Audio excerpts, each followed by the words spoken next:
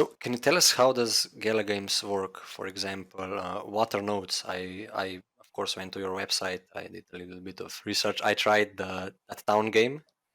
Uh, Okay, yeah, how does Gala games work? What are sure, nodes? sure. So everything that happens in the entire ecosystem, okay, we believe very fundamentally in the powers of decentralization.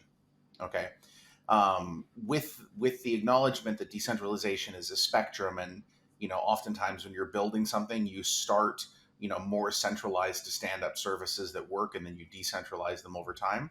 This is essentially what the node network exists to do. One of the critical components that Gala has is a governance system that is set up, that is run by the node network. And what the node network has the ability to do is it gives permission essentially for games to come to the ecosystem. The NFTs that are used in these games are supported by the node network, and in certain instances, work is performed by the node network to support the function of these games.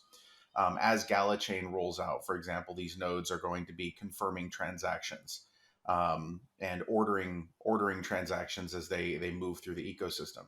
That's an absolutely critical job that has to be done by somebody, and we set it up so that it's done by the nodes, those who have taken an interest in the ecosystem as a whole.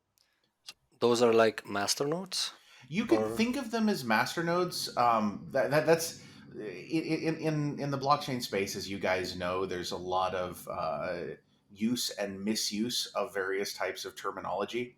yeah. So we essentially work in the large. At the end of the day, the large scale ecosystem that stands up is going to be proof of delegated authority. Okay, so it's not a proof of stake system where you're putting tokens up and those tokens are acting as the resource of scarcity in the network. When you purchase a node, you're purchasing a software license. You run that software license, it contributes to the overall health and stability of the network. It hosts content via our DCDN, which runs via IPFS, and we work very closely with Protocol Labs on building out that and making it very, very robust. Um, and then those nodes, yeah, they essentially support the entire ecosystem. So everything is based on them, but they're not like a collateralized node like you might think for some few other things. Mhm. That makes sense. So, what would be the requirements for running a node if you wanted to run one? Sure. So right now, the requirements are fairly light. They're not like $5 bullshit VPS light. You actually have to run them on a system with some specifications, but they're still quite light. Any sort of computer that you have at home would be able to run a node.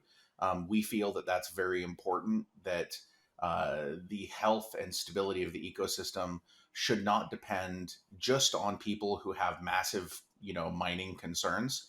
And it also shouldn't be just on people who have the ability to, yeet a bunch of nodes up into, a VPS cluster or something like that.